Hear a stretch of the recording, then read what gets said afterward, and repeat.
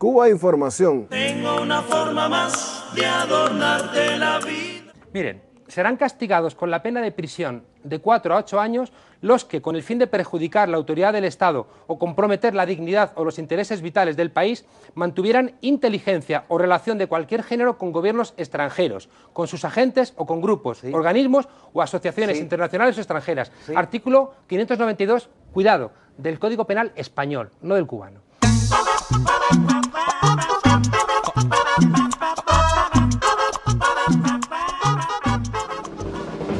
En Cuba existen cerca de 50 personas a las que los grandes medios de comunicación etiquetan como presos políticos, presos de conciencia o disidentes. Los gobiernos de los países más poderosos y ricos del mundo se apoyan en este argumento para presionar al gobierno cubano y tratar de forzar los cambios en la isla acordes a sus intereses políticos y económicos. La conocida y prestigiosa organización Amnistía Internacional también califica con estos términos a algunas de estas personas. Pero ¿qué hay de cierto en todo ello? Hay que recordar que ninguno de los llamados disidentes ha sido penado en Cuba por delitos de opinión, sino por su colaboración directa con el gobierno de Estados Unidos a través de diferentes medios, básicamente la recepción de fondos económicos. Esta superpotencia, cuya economía representa hoy cerca de 1/3 de toda la economía mundial, mantiene un bloqueo económico que provoca graves privaciones a la población de la isla y que ha sido condenado por la Asamblea General de Naciones Unidas en 18 ocasiones. Además, protege en su territorio a personas responsables de centenares de víctimas por actos terroristas en la isla y mantiene ocupada una parte del territorio del país, la bahía de Guantánamo, contra la voluntad expresa del pueblo y del gobierno cubanos. Es decir, el gobierno de Estados Unidos mantiene una guerra abierta no declarada contra Cuba, con el objetivo de derrocar el sistema político y social vigente en la isla. Para ello destinó solo en los años 2007 y 2008 $45,7 millones para los llamados disidentes y otros 100 para organizaciones radicadas en Estados Unidos que actúan en muchos casos como financiadores intermedios de los mismos. Los delitos de los llamados disidentes, por tanto, no tienen nada que ver con la libertad de expresión, sino con colaboración con una superpotencia extranjera enemiga. Pero ¿qué ocurriría en otros países con personas con actuaciones similares? El Código Penal de Estados Unidos prevé una pena de 20 años para quien preconice el derrocamiento del gobierno o del orden establecido.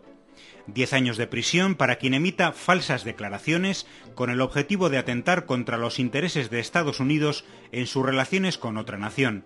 Y 3 años a quien mantenga correspondencia o relación con un gobierno extranjero con la intención de influir en su conducta respecto a un conflicto o una controversia con Estados Unidos.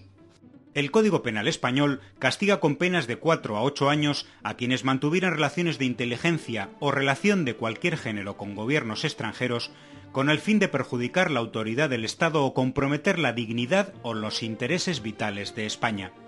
Y pena de 10 a 15 años a los culpables del delito de rebelión, aplicado a quienes se alcen violenta y públicamente con fines como derogar o modificar la Constitución o destituir o suprimir facultades del rey de España.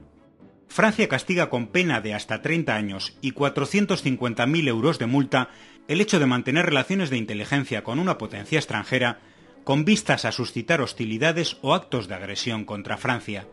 Italia sanciona con pena de entre 3 y 10 años al ciudadano que incluso indirectamente reciba del extranjero dinero o cualquier otro artículo con el fin de comprometer actos contrarios a los intereses nacionales, con un incremento de pena si el dinero se entrega o se promete mediante propaganda por medio de la prensa.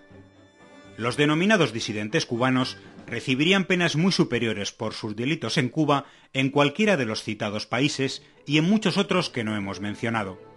A todos se les ha probado la recepción directa o indirecta de fondos del gobierno de Estados Unidos y su colaboración con la política de guerra contra el país. El investigador francés Salim Lanrani define a Amnistía Internacional como una organización reconocida por su seriedad, profesionalidad e imparcialidad, pero critica su trato hacia Cuba.